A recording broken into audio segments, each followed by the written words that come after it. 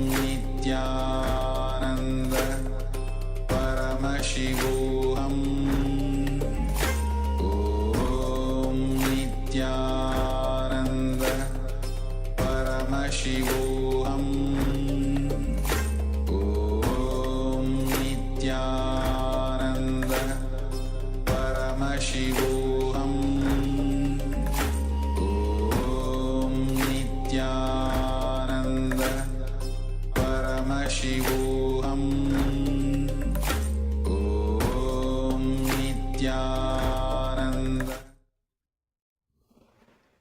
Yes, now slowly, very slowly, remove your eye bands and gently let the light come back into your eyes. And just take a moment and write down whatever was revealed to you in your third eye. So for this power manifestation, first round, whatever was revealed to you in your third eye, just pen it down, just write it in the chat box provided. Don't engage your mind, don't have any self-doubt, just anything you saw, anything you felt or experienced, you can write it down in the chat box provided.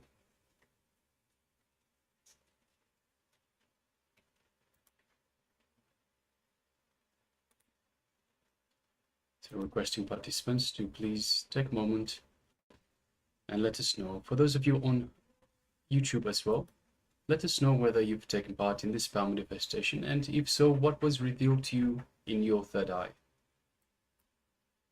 So we remind you that every power manifestation is a measure of your feeling connection, your oneness with Swamiji himself, with the Supreme Pontiff of Hinduism.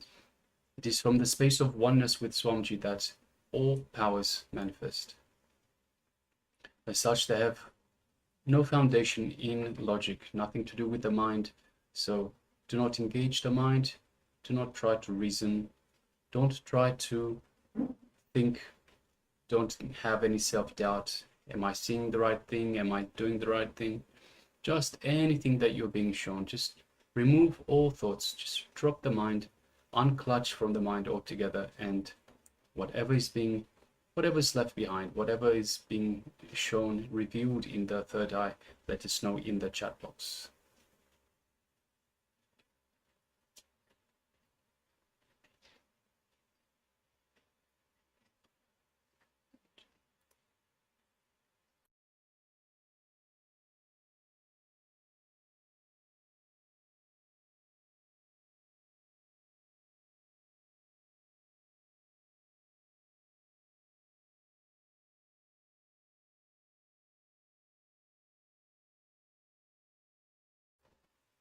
All right, so let's move on to the verification stage. So if you've taken part, we'll be displaying the image that we displayed for you earlier for your verification.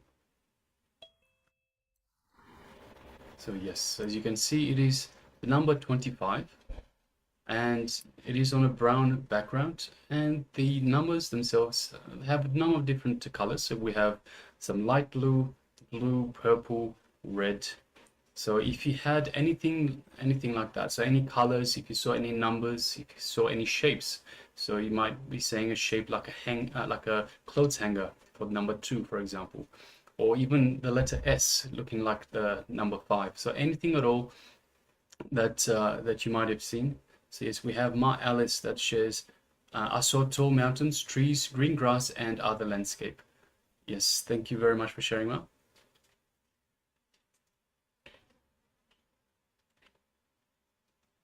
Okay. So yes, thank you, Ma. Thank you for sharing, and all the participants on other platforms as well. You can share. Okay, so now we'll be moving to the next round, the second round, and we'll be again manifesting the power of seeing numbers blindfolded. So let's get ready. Again, blindfold yourself. Yes, so once again, requesting participants to please put on their blindfolds or any piece of cloth to cover their eyes fully to make sure the light doesn't come in or out of the eyes. So take a moment and put on your blindfolds. And then once again, let us connect to Swamiji in our inner space. Let us invoke Swamiji in the Anandagandha region, just below the chest region.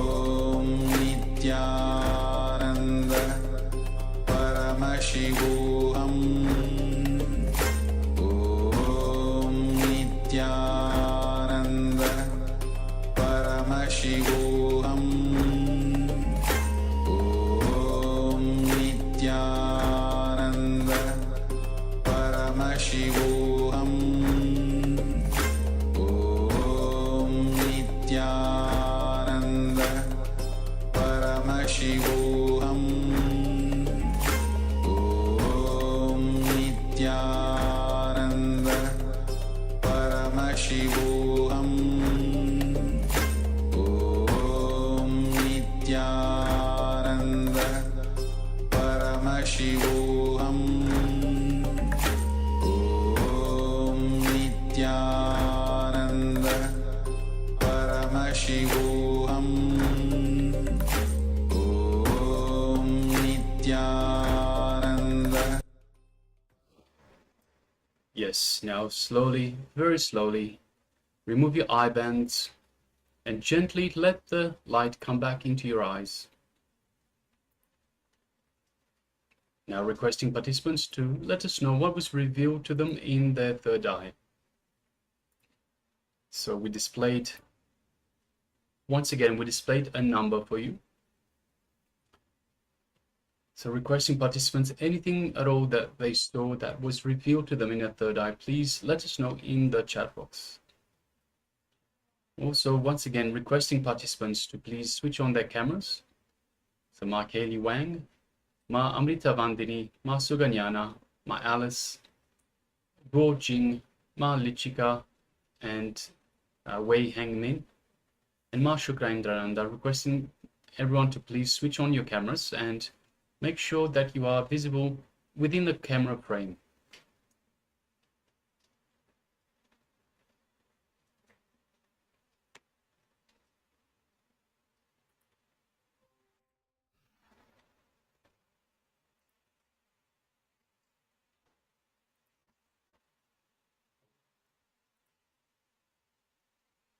And once again, the participants that are following us on YouTube, you can also take part in these power manifestations. So please, if you have taken part, do let us know. So let us know in the chat box provided. Shortly, we'll be moving on to the verification stage.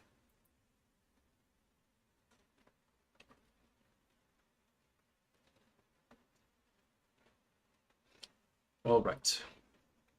So let us now display what we displayed for you earlier. It is the number 756. Yes, my Alice shares red triangle, gold number 1. So there's definitely gold numbers. And the number 7 looks a little bit like a triangle. So yes, thank you very much, Ma.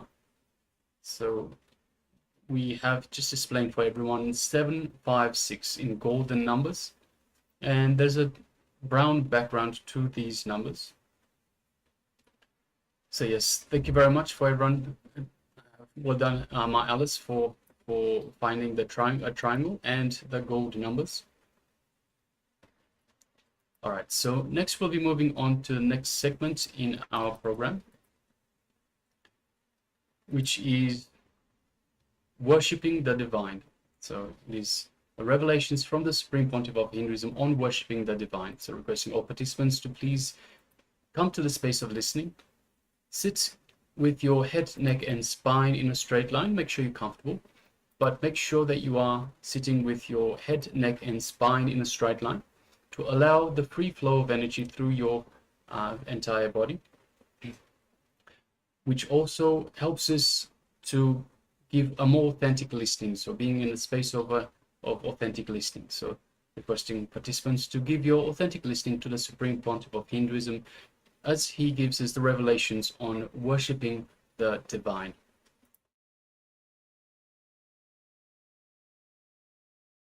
Worship of the divine energies is performed in various ways.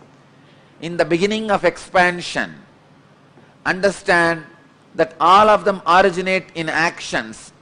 Knowing this, you will be liberated.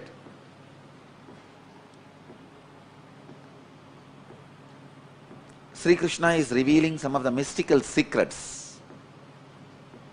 How various divine energies come into existence, how by connecting with them your expansion is possible.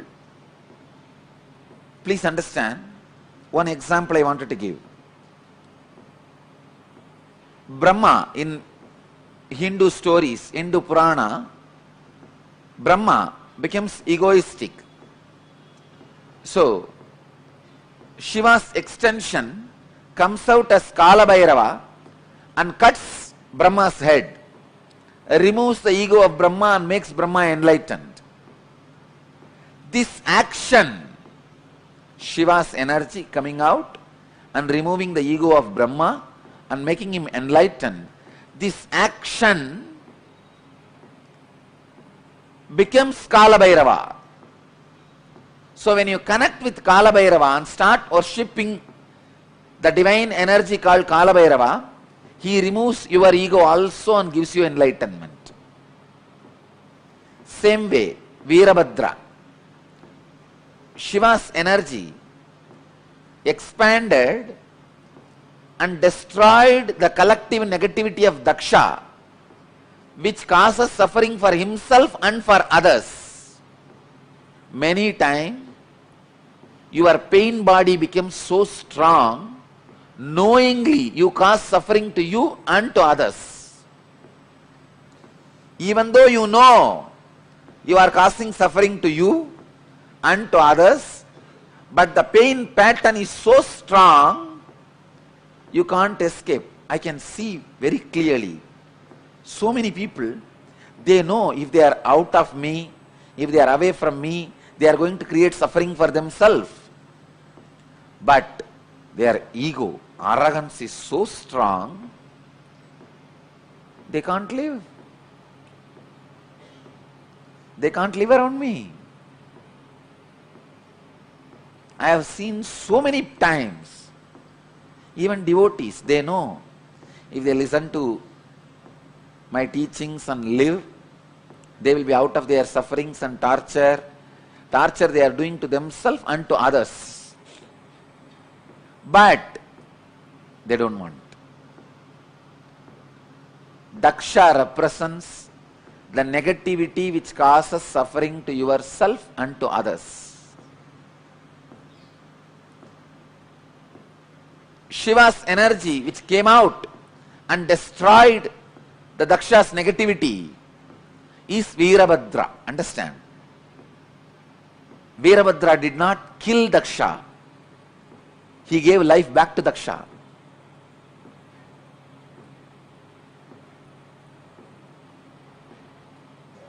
So this energy which destroys your negativity of giving suffering to yourself and to others is called Veerabhadra. If you connect with this divine energy and pray, feel connected,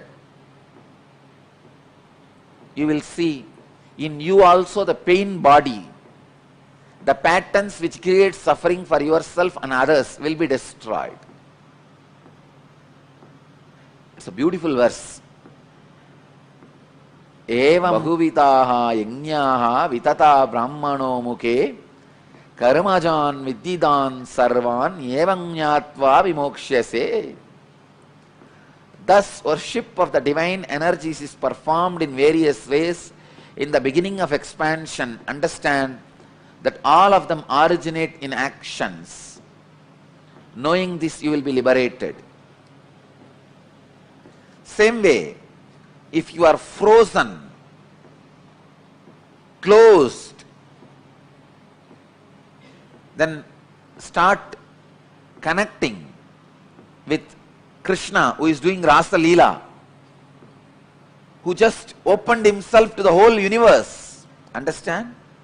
Krishna's Rasa Leela did not happen just with Gopikas.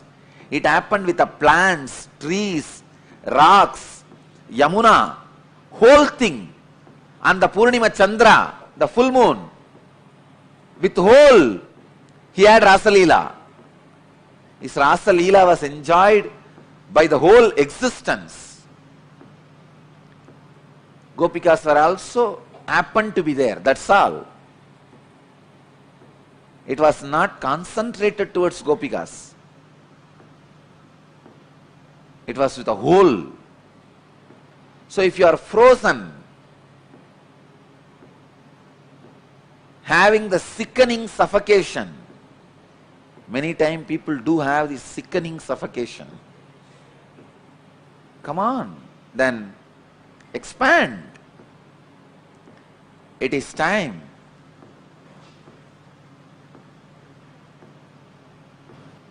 You meditate on Rasa Leela Krishna. So each action of divine, each action of an incarnation becomes independent energy by itself. Shiva's one action, cutting Brahma's head and giving him enlightenment, it became an independent energy called Kala Bhairava.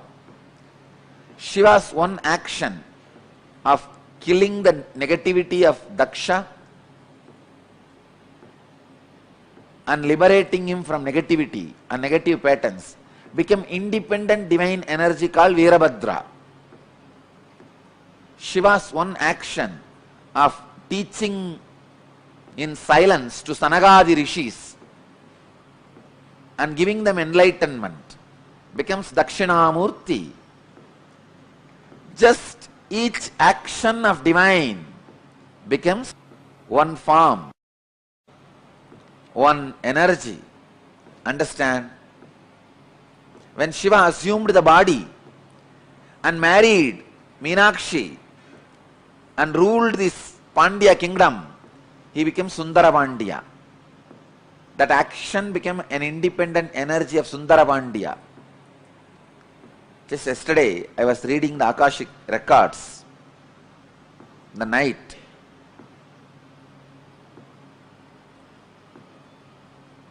I verified again and again. Earlier when I was seeing, I felt he has taken 3 bodies. Yesterday I saw he has taken more than 11 bodies. Only to play in and around Madurai. Please understand, in this way, no other geographical place is equivalent to Madurai. Where Shiva has taken 11 bodies to play just in Madurai. See, in one body he has played in many places. That record is there. When he assumed one body, he has gone to many places and did his leelas. In one body, doing leelas in 11 places, there are enough records. But 11 bodies to do leelas in one place, only in Madurai's history, the record is there.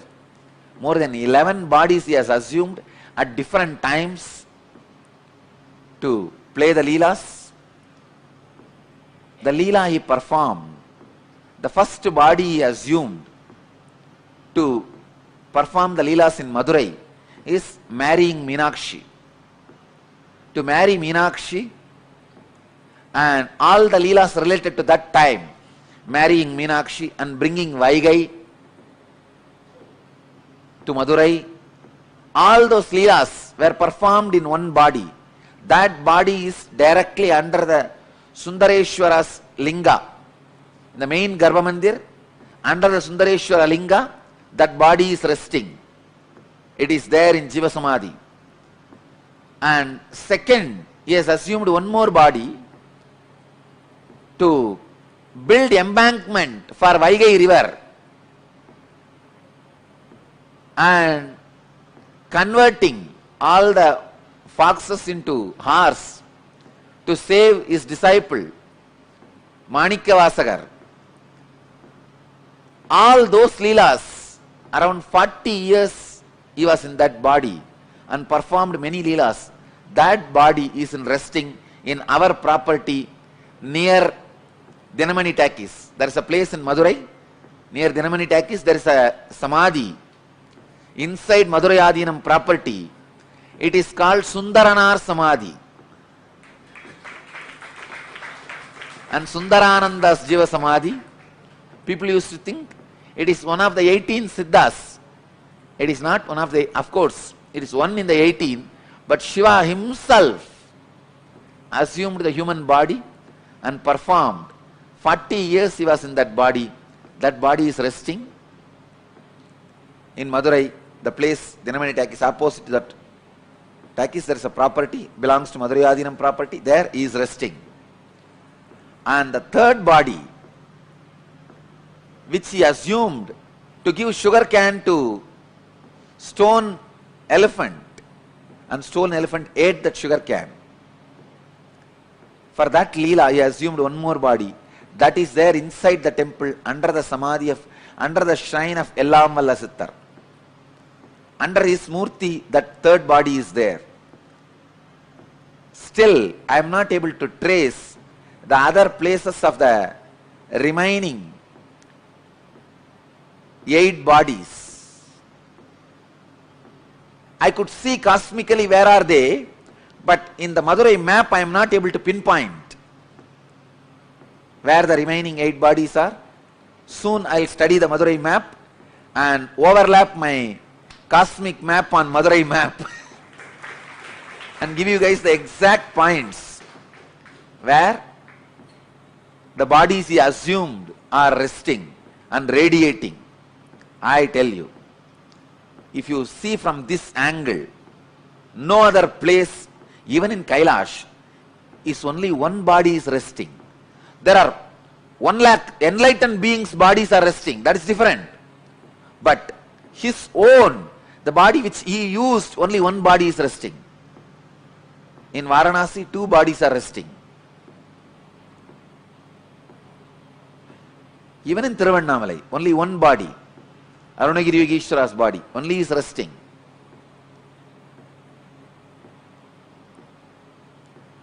I was shocked when I read yesterday the Akashic records.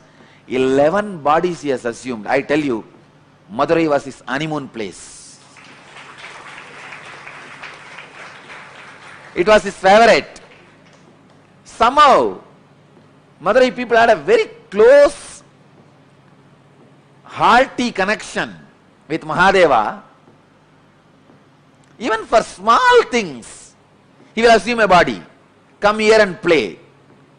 This was the place where he was very playful and joyful, without any of the so-called social laws, regulations, rules, and the dharma which he himself created. Here, he has broken the laws he created as per the planets. He has changed the planets for Madurai people. He has changed the teachings for Madurai people. He has changed the social laws for Madurai people. He has broken all the moral rules for Madurai people. He has done everything possible. Socially accepted, unaccepted, legal, illegal, dharmic, adharmic. In which Shastra it is dharmic? You convert the wolves into horses and sell them, and after you sell and go away, all that fellows, they become overnight, they become again wolf and bite and kill all the remaining horses who are there. And that poor king is now pauper. In which dharma it is accepted? In which Shastra it is accepted? He has done everything. Everything possible. He comes down as a worker for the old lady, saying that, see, once there was a flood, huge flood in Vaigai river, and king ordered all the citizens of Madurai should take up one portion and cover it with mud and build an embankment. So all of them have taken up one portion. One old lady, Vandi, her job is that making idli and puttu. Puttu is those days breakfast. She will make all this and sell for people. Still now, in Madurai it is a very popular business. Go out in the night, you will see hundreds of shops. The outside street, they will be making these idlis and selling, breakfast and selling. It is still their tradition. Now it is called Kushbu idli. In those days,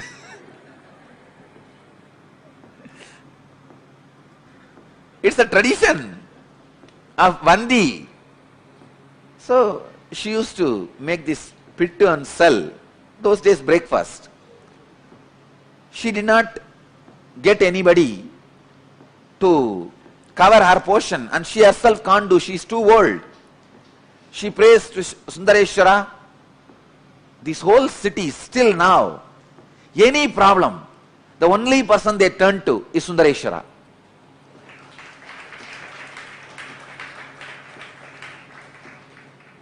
They don't trust anybody else. They just turn towards Sundareshwara. And she's the old lady. She can't get a worker to fill her portion, to do her job. She turns towards Sundareshwara. Oh Chokkanada, Sundareshwara. This guy would have just one thought, the whole Vaigai would have built, add embankment automatically. He does not do that. He comes down, assuming human body and bargaining with that lady. You should give me the pittu as much as I want, but I will work only for 3 hours. He says, I will work only for 2 jama. Sorry, 2 muhurta. 1 muhurta is 1.5 hours. I will work only for 2 muhurta, but you should give me as much as I want. This poor lady, she doesn't have anybody else. So she says, all right, go ahead. You can see what is puttu. Come on, Shoma. This is puttu.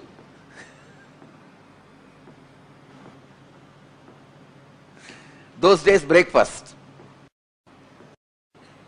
So she doesn't have anybody else. So no other option. She accepts the bargain. This fellow finally finishes eating everything she cooked. After that, it doesn't work. He goes there and lies down in that bed.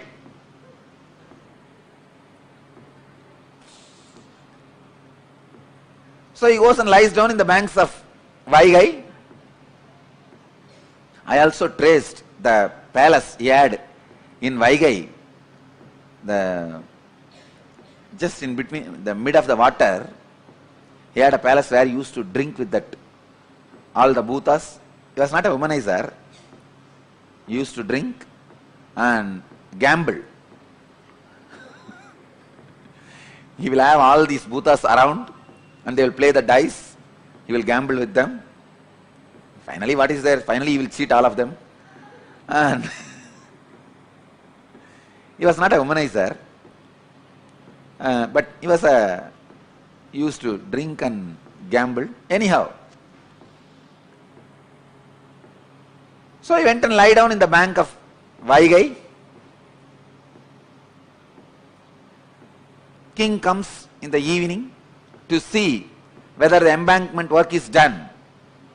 He sees all parts have been covered except his portion, the Vandi's portion. King got very annoyed and asked whose portion it is. They said this is Vandi, old lady's portion. He asked, naturally she won't be able to do. Who is doing for her? They showed this guy has been employed by her, but from morning he is not doing anything, he is just lying there. So king calls him and asks, who are you? This fellow says, who are you to ask me this? King says, I am the king of this Madurai. He says, that is the way so many people were thinking, but actually I am the king. There was a strong argument. Finally, king was very angry and he took his sengol, the golden staff with which he rules the country, and gave a strong blow in the back of Sundareshwara. When that beating fell on Sundareshwara, when that stick fell on the Sundareshwara, at that same moment he showed to the king, he is the Antaryami, he is the indweller of every being, cosmos. So the whole world, whole universe, including himself, had that beating. The whole cosmos, including the king, had the mark of that golden staff, scepter, golden scepter's mark, and king was shocked. There he sees Sundareshwara standing with Meenakshi and smiling. King realized who came to play in the form of a worker, and he fell at the feet of Sundareshwara, asked him to apologize. Then Sundareshwara says, just because of Vandi's feeling connection, to please her, to eat her food, to enjoy her puttu, breakfast, I came and I enjoyed. He liberated, he gives enlightenment to Vandi and blesses the king and disappears. Till the end, he has not done his job. He did not do the job of building the embankment to the Vaigai. Casual leelas, not one or two, 64 leelas. God, I know for sure he would have done at least 64,000. And Paranjodi Munivar, the compiler, was able to collect only 64, representing all the 64,000s of leelas.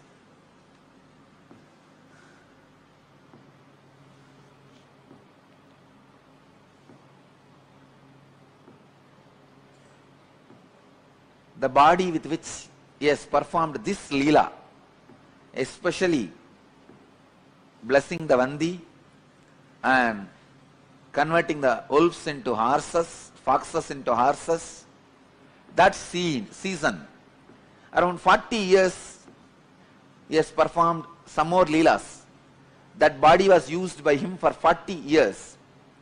That body is resting in Madurai Adinam's property. I have taken the blessings of the 292nd Guruma Sannidhanam to build that into a beautiful, huge temple.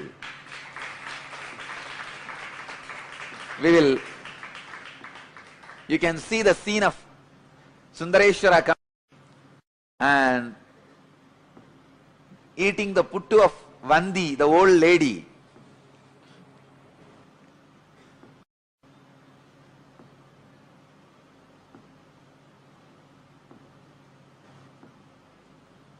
When I remember, God, this very land, he has taken 11 bodies and walked. These very roads, he would have walked and sold the firewood. These very roads, he has walked and sold bangles. This very road, he walked and sold diamonds.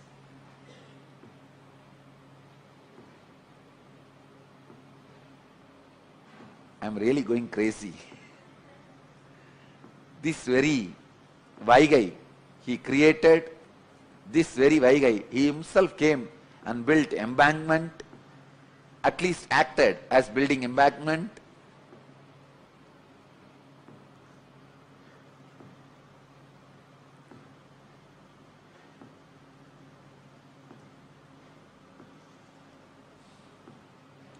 Each action divine energy performs becomes one independent entity.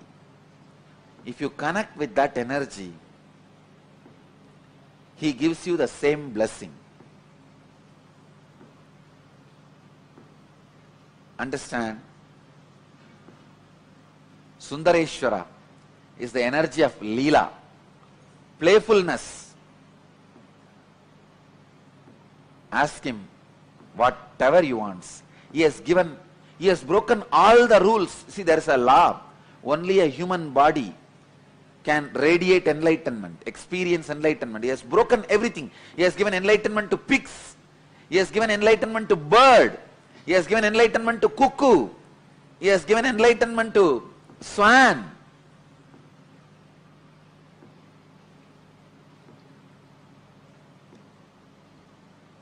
Everyone can be assured. He has given enlightenment to pigs. What a Leela.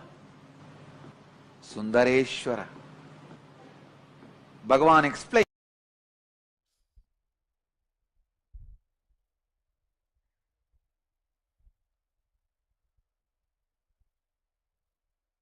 I welcome everyone. sitting with us through Nithyananda TV, Facebook Live, YouTube Live, Twitter Live, hundreds of Adinavasis channels, two-way video conferencing, having Nayana Diksha all over the world.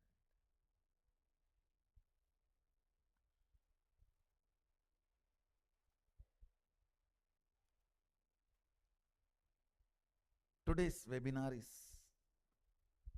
all about sannyas.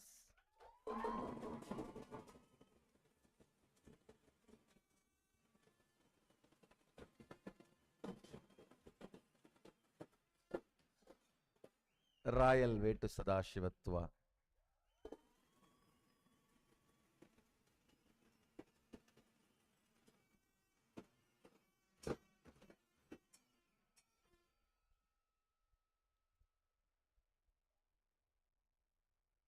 Let me explain some of the fundamental tattva, units of life.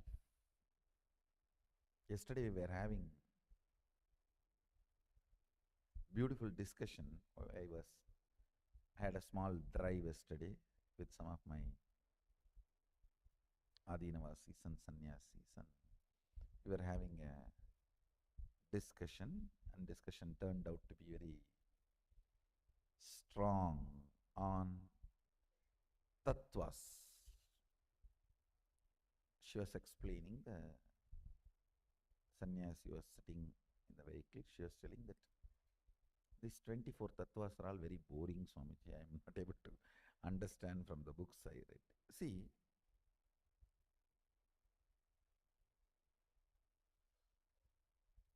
the explanation I gave for her yesterday is very relevant to the subject today we are going to understand. So I am repeating, listen. Tattva means unit of existence. Listen carefully. Like kilogram. That's a unit of measuring weight. Gram, milligram, kilogram. Same way, milliliter, liter, kiloliter. Sorry, I think liter is a kiloliter. Milliliter, liter. That's a unit of measuring a liquid. Centimeter, meter. That's a unit of measuring length, like a clothes.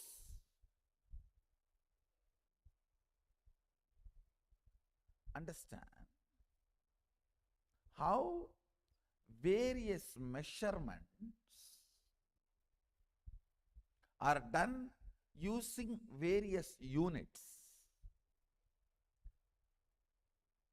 These 24 tattvas, actually to be precise, it is 36. In Agama it is 36, not 24. This 36 tattvas. Now let's move on to the activity itself on unclutching. Are the units of the cosmos. Listen.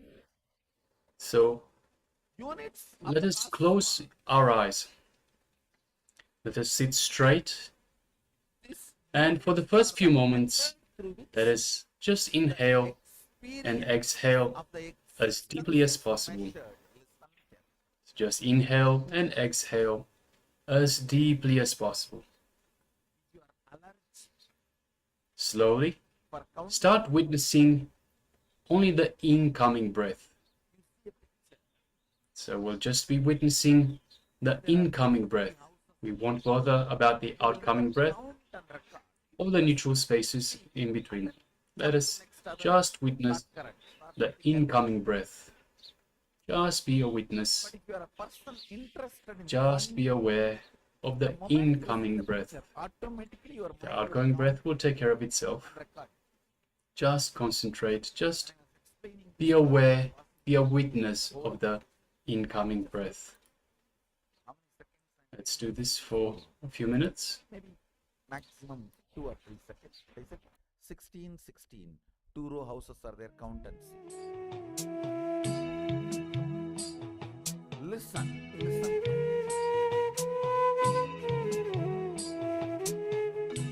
When you are not interested in unit, you will not allow that fact to be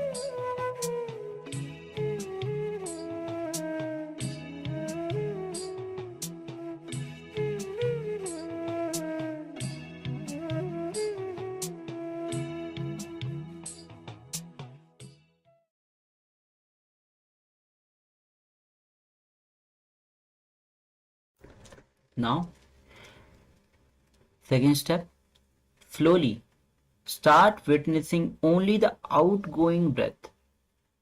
Forget about the incoming breath or the neutral space. Just witness and be aware of only the outgoing breath. Let's continue. Again, start witnessing only the outgoing breath. Forget the incoming breath or the neutral space. Just witness and be aware of only the outgoing breath. Continue.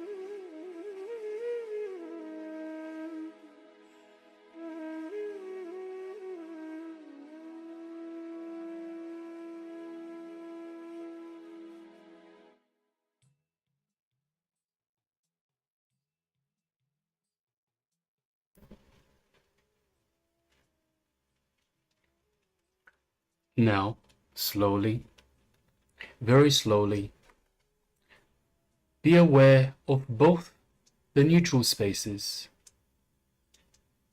When your incoming breath turns into the outgoing breath, and when your outgoing breath turns into the incoming breath. Just be aware of both neutral spaces. Witness both neutral spaces alone. Intensely be aware of both the neutral spaces. Please continue.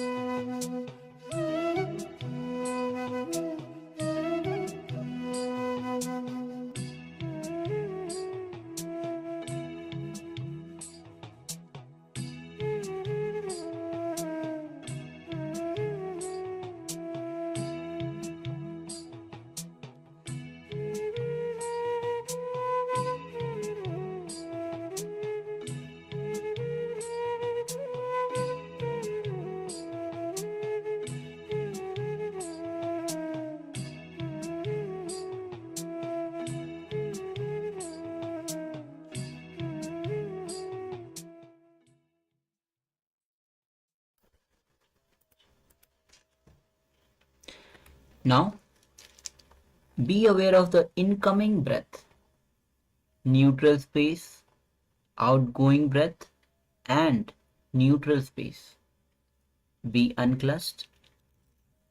Whatever thoughts comes in your mind, do not connect it with to anything. Don't even think that you are thinking. Even that idea comes because you connect your thoughts. Everything is just completely independent. Do not connect them and create one more thought that you are thinking. Again, be aware of incoming breath, neutral space, outgoing breath, and neutral space. Be unclutched. Whatever thoughts comes in your mind, do not connect it to anything. Don't even think that you are thinking. Even that idea comes because you connect your thoughts. Everything is just completely independent. So do not connect them and create one more thought that you are thinking. Let's continue.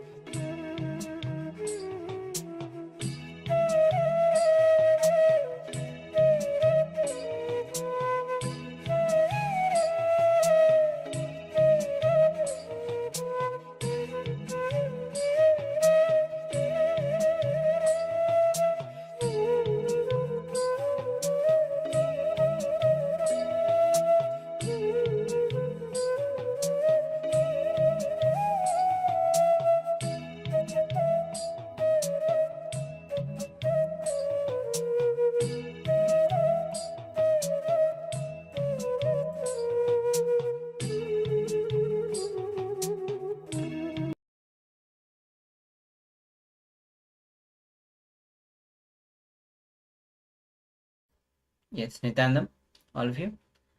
So after this beautiful meditation on unclutching, let's move on to a few question and answer as we are going through the meditation, especially on renunciation. The first question,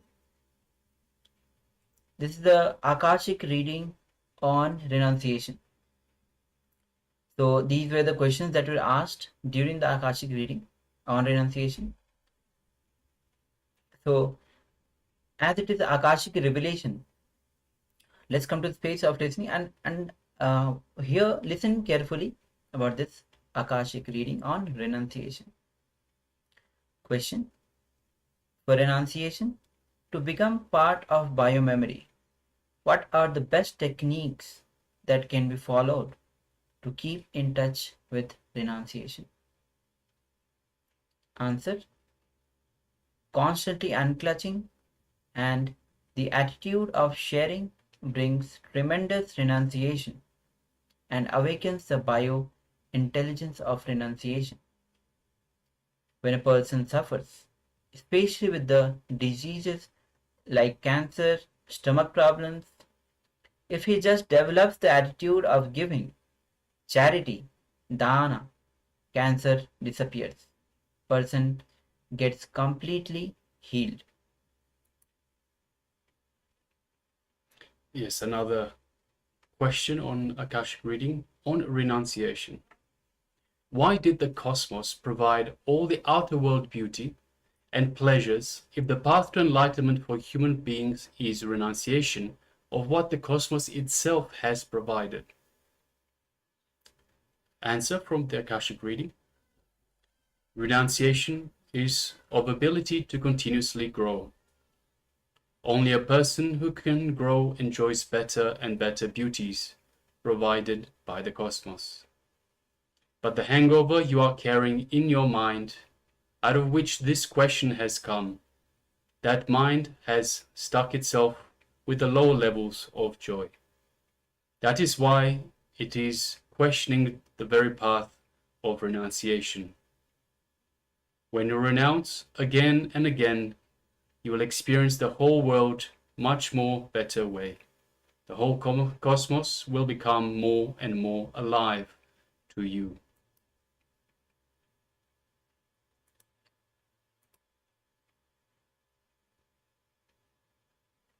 By renouncing again and again, you enjoy the world, whole cosmos.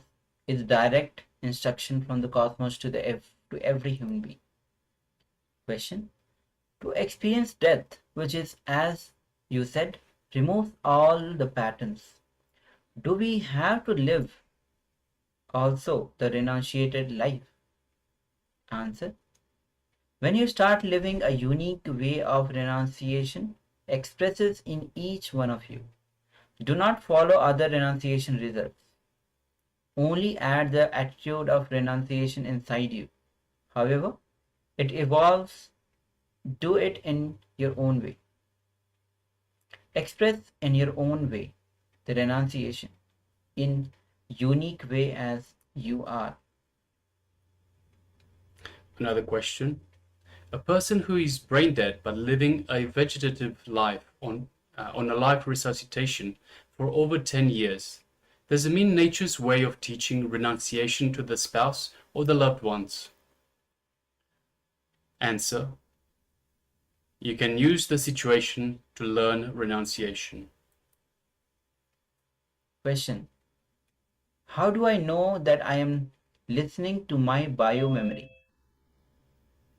Answer: when you are listening to your bio-memory without any pain, without any suffering, very smoothly, renunciation flowers as a natural process. Question: by renunciation and constant unclutching, will one's memory not become weak?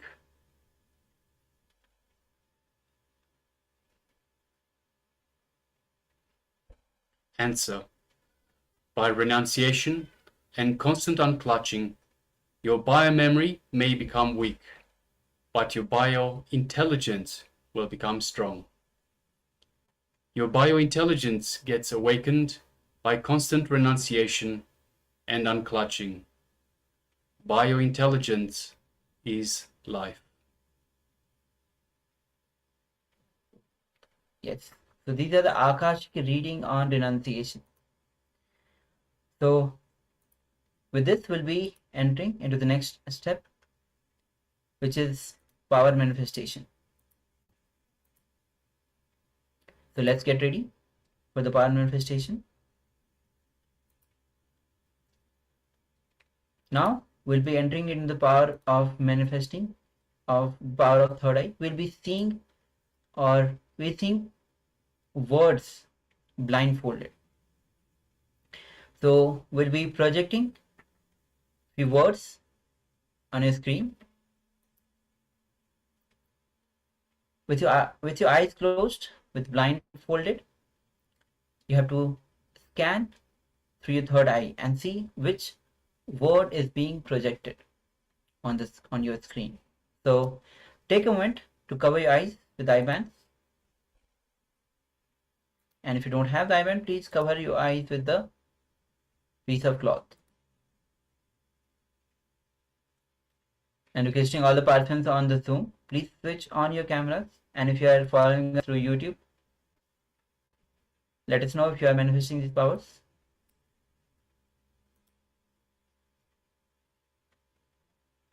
Yes.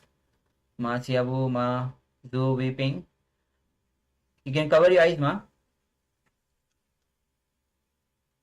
We are entering into the power manifestation of third eye, seeing words blindfolded. So take a moment to cover your eyes.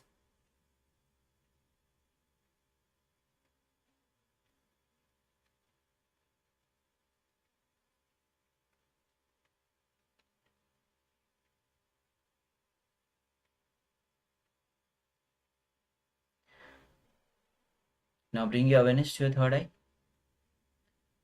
Let Swamiji energy flow through you. Drop all your logic. It is not through your effort that you will be manifesting this power. When Swamiji's energy flows through you, it is from the space of oneness that you start manifesting these powers. The intelligence beyond the logic.